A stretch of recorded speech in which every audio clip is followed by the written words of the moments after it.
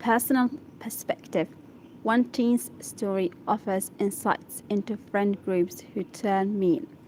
People sometimes stay unkind, gossipy friend groups even when they know something is not right.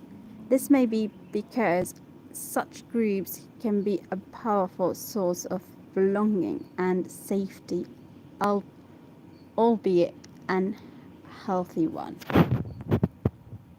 One story shows that being exiled from a negative friend group can be a blessing in disguise. Why do some teenage and college students group members become mean? What impact does the toxicity have on other group members? And what can a student do if they have been exiled from their toxic friendship group? Let's see this one, exiled. I pronounce it as exiled. Did I pronounce it correctly? Exiled. Exiled. Let's see.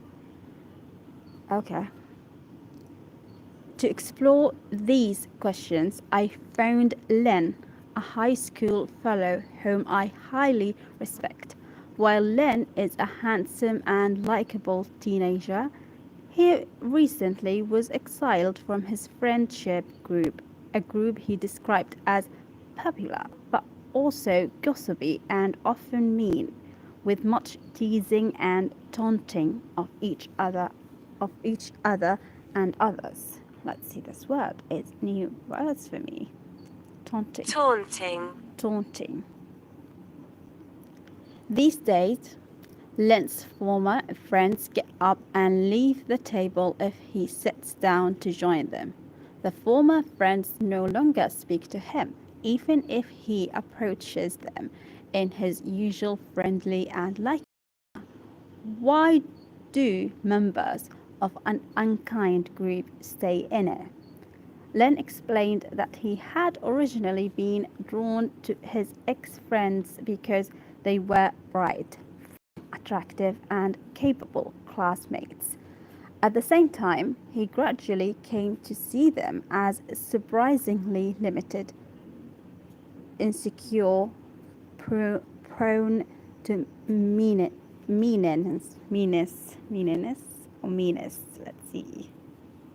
Meanness, and with a tendency to talk too much about others, that is, to gossip. Len's understanding was that most of his group lived in families lacking warmth, affection, or interest in them. They also tended to have few close friends or community outside of their school world.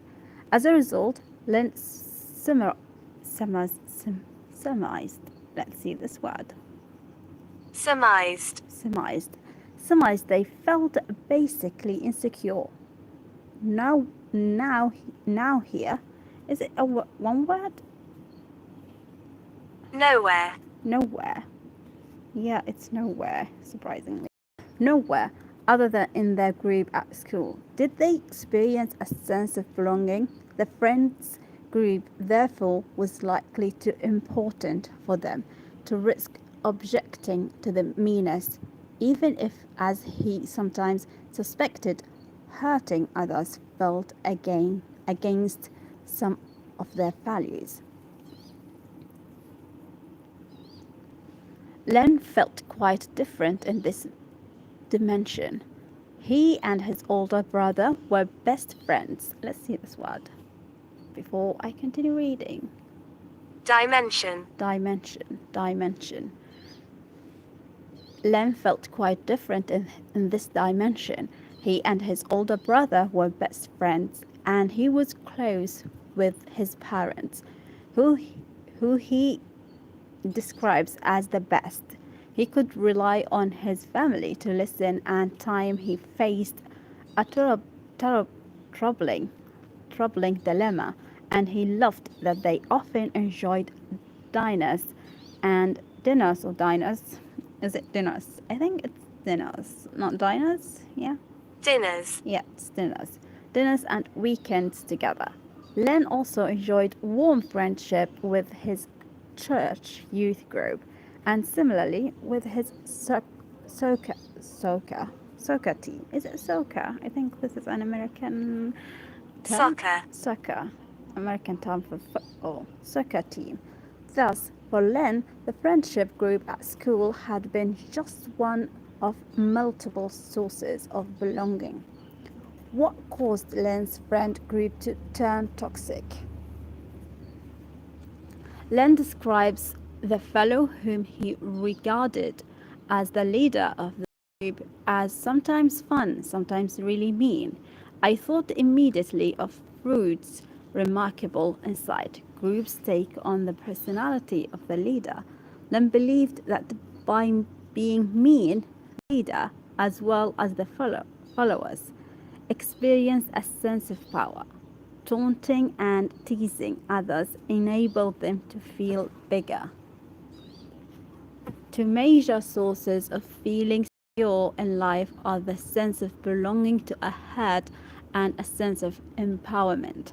In this case, Len believed that this particular friend group had offered its members both. At the same time, Len felt that his friends' capacity for meanness also made individual members feel vulnerable. What if they were to turn on me that way? By joining in on the meanness, he believed they feel more like a central part of the group and therefore safer. Putting winning or attacking in any way can, for some people, lead to feeling higher up on the social ladder or like they have owned where others have lost. Losing, by contrast, often creates a feeling of smallness. Mean, thus, like enabled Len's of old friends to feel at least what is this word? Let's see how to pronounce it. Momentarily. Momentarily, I know this word. Momentarily embedded safely in a group and at the same time bigger and hence more secure.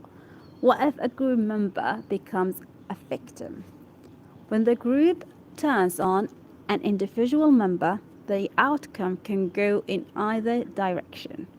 In the past, if his friends in the group teased him, Len would tease them back. It was like boxers enjoying a sparring match.